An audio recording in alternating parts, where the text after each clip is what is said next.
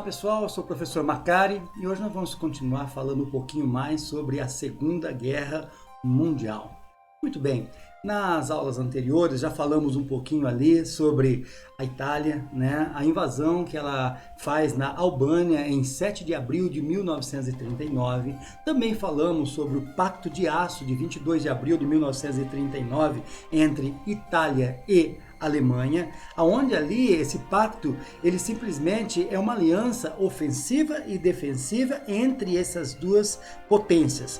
Também nós temos ali, e isso é importante, o Pacto Germano-Soviético, também conhecido como o Pacto de Não Agressão, assinado entre a Alemanha e a União Soviética, em 23 de agosto de 1939. E aqui vale muito lembrar que Hitler não queria ter que enfrentar duas frentes de batalha, então ela precisava de alguma forma de neutralizar uma, e o Pacto de Não Agressão é exatamente isso. Nós vamos ver aqui, ó, aqui dentro de todo esse cenário aqui, nós temos ali a aliança entre Itália, a aliança entre a Alemanha e, é claro, o Japão, que a gente, usando aqui o nome das capitais, a gente tira aqui um macetezinho chamado Roberto, né? Roma, capital da Itália, Berlim, capital da Alemanha e Tóquio, capital do Japão. Esta aliança era chamada de Eixo, tá, da Segunda Guerra Mundial. Vale muito a pena lembrar, e vamos falar agora de 1939, desse pormenor do Pacto de Não Agressão, também conhecida como Germano-Nazi-Soviético ou Molotov-Ribbentrop. O que é isso? É o nome dos ministros que assinaram este tratado. O tratado, ele na verdade era um pacto de neutralidade entre a Alemanha nazista e a União Soviética comunista. Esses dois países não se aliariam a outros países para quando um deles estivesse em ameaça. Por exemplo, se caso Hitler invadisse e a Alemanha quisesse invadir países que eram aliados tanto da Inglaterra quanto da França, simplesmente a União Soviética não entraria para ajudar nem um lado nem o outro. Era um tratado simplesmente de neutralidade. Também seguido com um tratado que incluía um protocolo bastante interessante e secreto, diga-se de passagem, da partilha de divisão dos territórios ali, como da Polônia, da Lituânia, da Letônia, da Estônia, da Finlândia, da Romênia, em esferas o quê? De influência comercial alemã e soviética. Para que se serve isso? Simplesmente para eles terem todo o domínio necessário sobre aquelas regiões. Então, o grande pavio, o grande estopim da guerra, sem dúvida, foi a invasão da Polônia. Em 1º de setembro de 1939, de acordo com o Tratado de Não Agressão, a Polônia simplesmente é invadida por Hitler e automaticamente se tem ali uma reação dos aliados, né? Em 16 dias depois, no dia 17 de setembro de 1939, a União Soviética invade também a Polônia, requerendo, é claro, a parte dela do acordo de não agressão. Então esta invasão partilhada pela União Soviética e pela Alemanha, ela é o estopim da Segunda Guerra Mundial, porque ela se dá como um marco que ocorreu em 1939, porque com esta invasão, tanto França quanto a Inglaterra declararam guerra imediata à Alemanha em defesa da Polônia. Muito bem. Diante disso, você vai ver um avanço muito rápido das tropas alemãs, porque eles trabalhavam, é claro, com os tanques Panzer, os ataques aéreos, os ataques repentinos, pegava sempre as pessoas de surpresa, as nações inimigas de surpresa. Em pouco tempo, após a Polônia, você vê a Dinamarca, Noruega, Holanda, Bélgica, esses Países Baixos, né, todos sendo invadidos, até que ele chega também na França. As invasões continuam pela Iugoslávia, Grécia, todos esses locais, inclusive na própria União Soviética, por causa da quebra do acordo de não agressão que Hitler promoverá sem pensar duas vezes logo mais adiante. Nós temos então ali, quando eles chegam na França, eles chegam pelo lado norte, eles na verdade não têm grande resistência.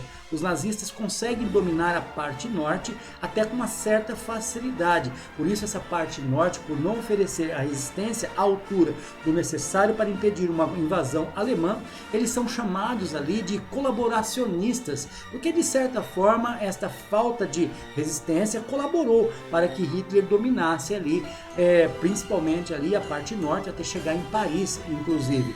A parte sul não, ela ofereceu maior resistência, por isso era chamado de a resistência. O fato é que em todo o período da guerra, a partir de 1939, eles simplesmente, até o ataque do dia D da Normandia, simplesmente ficaram divididos esses territórios, sempre em conflito, né, por conta da situação que os nazistas criaram e dominaram na França. Outro detalhe importante, Hitler ele vai atacar Londres, mas ele não terá sucesso em 1940. Apesar de julho até setembro eles oferecerem bombardeios pela Força Aérea nazistas em grande escala, a Londres, a Inglaterra resistiu, né? E simplesmente ela não foi tomada pelos nazistas. Um ano depois, em 1941, Mussolini ele invade o Egito, a Líbia, a Somália, a Abissínia, mas a Inglaterra também ela consegue reagir e impede o avanço do fascismo italiano sobre esses países, né? É claro que a Inglaterra ela estava sendo apoiada belicamente pelos Estados Unidos, mas os Estados Unidos não estavam nas frentes de batalha naquele momento, na Segunda Guerra, que se tornou mundial. Para compensar então esse fracasso em Londres, o que Hitler faz? Ele quebra o tratado de não agressão, trai literalmente Stalin e invade a Rússia. Era o fim do tratado. Em meados de 1941, quando se tem essa ocorrência, Hitler com muitos soldados, ele invade, só tem um pequeno probleminha. Era inverno. Então Stalin usou uma velha estratégia russa, né? Ele faz com que os soldados soviéticos vão recuando mais para o interior da Rússia e tirando os telhados das casas, oferecendo más condições para que o exército nazista não pudesse descansar, não pudesse ter comida para comer, teriam que sobreviver com o que tinham e o pior, a neve. Imagina você num território de quilômetros e quilômetros que você teria que avançar, com tanques de guerra, com lama, porque era inverno, e com neve, às vezes em locais que a neve chegava a mais de 1 metro de altura. Então, naturalmente, foi desgastando os soldados alemães, foi desgastando toda a tropa alemã, ao ponto de Hitler, quando chega em Stalingrado, ele já está muito enfraquecido. E a União Soviética consegue, então, vencer. Por meio da Batalha de Stalingrado, faz Hitler recuar para a Europa, totalmente enfraquecido, com um poder militar capaz de ser derrotado, com certeza, pelos aliados. Nós temos também ali, enquanto isso, a Indochina sendo ocupada pelo Japão. E o Japão ele tem um tratado de aliança com os Estados Unidos, que desde 1941 pressionava o Japão para tirar as suas tropas da Indochina. Mas o Japão não deu ouvidos a isso, continuou seu enfrentamento, porque o Japão queria formar o quê? Um império oriental, né? Enquanto você tinha lá Hitler e Stalin, Hitler e Mussolini tentando formar o Império Ocidental, você tem ali Hirohito no Japão tentando formar o Império Oriental, enfrentando muitas vezes, tendo que enfrentar tropas americanas. No entanto, com tudo isso, o que vai acontecer? Um ataque marca então os rumos da Segunda Guerra Mundial. Pearl Harbor, 1941, ela é atacada pelos japoneses. Centenas de aviões com soldados kamikazes dentro deles, soldados suicidas, jogaram-se junto com seus aviões, com bombardeios, nos navios, em todas as plataformas que se tinham ali navais, bélicas dos Estados Unidos, que estava ali em Pearl Harbor, né? Essa base militar dos Estados Unidos lá no Havaí. Isso aí fez com que ocorresse o início da segunda fase da guerra, já de 1941 para 1942, que põe definitivamente os Estados Unidos e o Japão nas frentes de batalha da Segunda Guerra Mundial. Nós temos então ali a formação do eixo, um pacto tripartite entre Alemanha, Itália e Japão, que já falamos, e agora nós temos ali os aliados, que são os Estados Unidos, que está na guerra agora, França e Inglaterra, que já estavam na guerra, e a União Soviética, ela muda de lado, ela passa, por ter sido traída por Hitler, ela passa a apoiar, por meio de acordos, né, os aliados para o enfrentamento contra o eixo, dada a agravância da guerra. Enquanto isso, Hitler, nos campos de concentração, continuava a fazer suas experiências científicas, continuava no seu desenvolvimento de armas de guerra, no seu desenvolvimento de super soldados, e a tentativa da eugenia de tentar transformar o povo alemão em um povo de, entre aspas, de raça pura ariana, que na cabeça de Hitler isso existia, né? Então eram um pesadelo os campos de concentração, porque se tornaram campos não só de trabalho, mas campos de verdadeiro extermínio. Já falamos em outro momento que os judeus eram odiados por Hitler, porque afinal de contas, se você olhar bem, tanto União Soviética, os pensamentos socialistas e os pensamentos capitalistas liberais, eles são provindos de ideias a partir de pensadores judeus. E eles são os grandes inimigos do nazismo, os grandes inimigos de Hitler. Então, os judeus eram vistos como aqueles que prosperavam enquanto colocava a Alemanha de joelho. Nesse sentido, Hitler passa a perseguir judeus e mais de 7 milhões de judeus, entre homens, mulheres, crianças, velhos, todos que não pudessem oferecer trabalho braçal para os campos de concentração de Hitler, foram exterminados de inúmeras formas, desde fuzilamentos, assassinatos de diversas formas, de crueldade que você puder imaginar, e câmara de gás, que também foi muito utilizado por Hitler para o extermínio de pessoas que imaginavam que estavam indo para tomar banho, mas na verdade eles iam ali respirar gás nocivo, gás que seria letal e matariam todos eles. Pilhas e pilhas de corpos foram juntados ali, e ao todo 7 milhões de judeus, e ainda nós temos os ciganos, nós temos os negros, nós temos as mulheres grávidas, nós temos os velhos, todos aqueles que ao todo, os homossexuais, eles acabaram sendo mais de 11 milhões de vítimas na mão do nazismo. Esse número pode ser bem maior. Os alemães, já enfraquecidos por causa da Batalha de Stalingrado, agora com a Aliança Soviética, os soviéticos pressionam, né, os alemães pelo leste, como você tem no oeste ali, Estados Unidos, a Inglaterra e França pressionando também os alemães. Nesse sentido, começa-se a se ver os resultados dessa aliança. Os aliados começam então, por meio dos Estados Unidos, a deter o Japão lá no Pacífico. A Inglaterra e a França vencem a África, a Alemanha ela é derrotada em Stalingrado. Com esse enfraquecimento todo, a derrota final alemã também acontece na África, porque ela não tem mais força bélica para resistir à ação dos aliados. O eixo é derrotado também nos Balcãs, e você tem a conquista, ou a reconquista, né, da Sicília e da Itália da mão dos fascistas. Aqui vale lembrar que tem a participação do Brasil, que falaremos logo mais. Mussolini é preso e executado. Começa-se então aquilo que chama-se os momentos finais da Segunda Guerra Mundial. Como eu disse, o Brasil também participou com a Força Expedicionária Brasileira. Essa Força Expedicionária Brasileira, ela teve uma importante batalha chamada Batalha de Monte Castelo, onde eles conseguem prender ali inúmeros inimigos alemães, inimigos nazistas, e isso facilita com certeza a derrota de Mussolini, a derrota e a reconquista da Itália. Esta batalha em 1944 marcou a presença do Brasil de cerca de mais de 25 mil soldados na Segunda Guerra Mundial.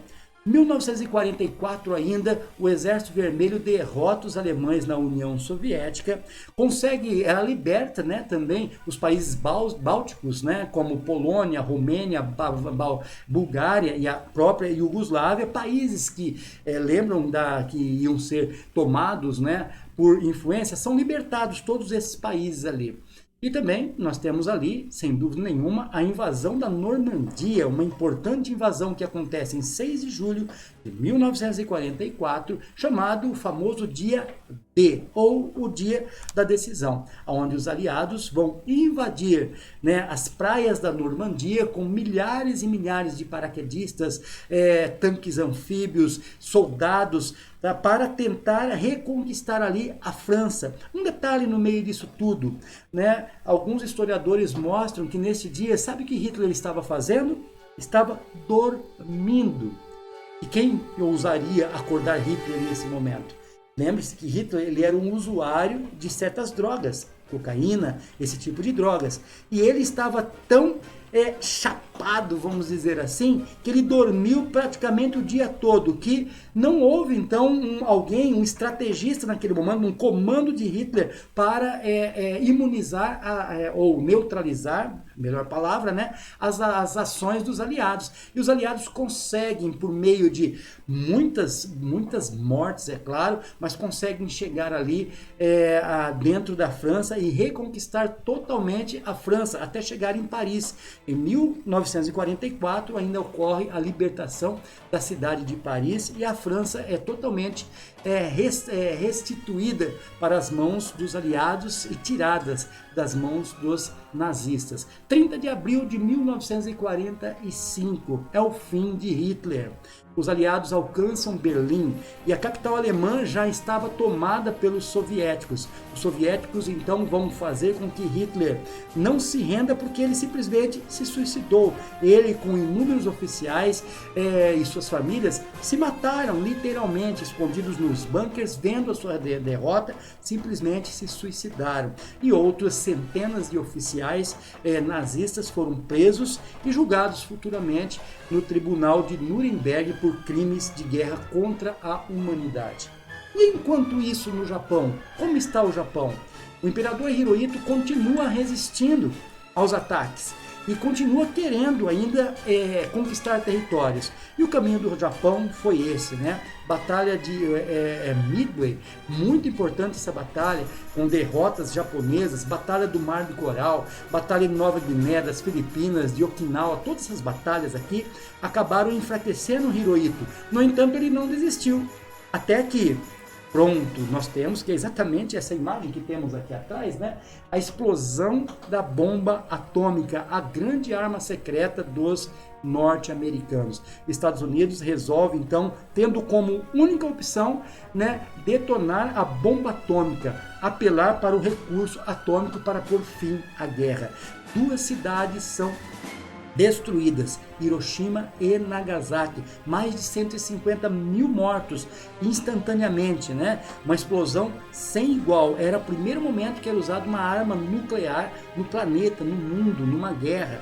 A guerra acabou, porque Hirohito, vendo toda essa devastação capaz da força bélica norte-americana fazer, e os Estados Unidos aqui se impõem belicamente diante de todas as demais nações, inclusive a União Soviética, e simplesmente temendo outras cidades, como por exemplo Tóquio, com milhares de pessoas ser também destruída, Hirohito então aceita as condições dos aliados e assina a rendição do Japão da guerra. Era o fim da Segunda Guerra Mundial em 1945.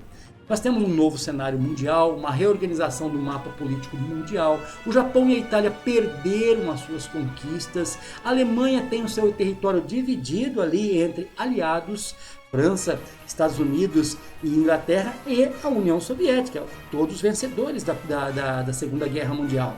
E a descoberta do Holocausto nazista, todo aquele genocídio em massa que ocorria dentro dos campos de concentração, desmascarando o nazismo definitivamente até os dias de hoje.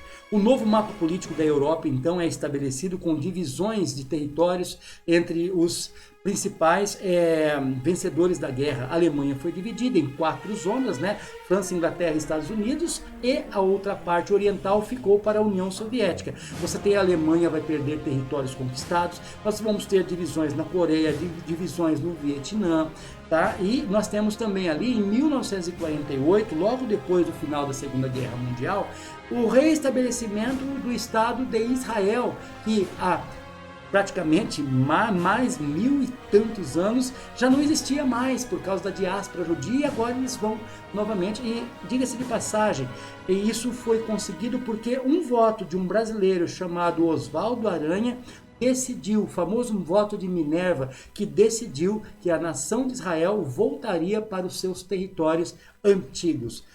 Tem-se então a nova nação de Israel. Mais de 50 milhões de mortos e milhares de feridos. Europa, Ásia, África arrasadas totalmente pela guerra.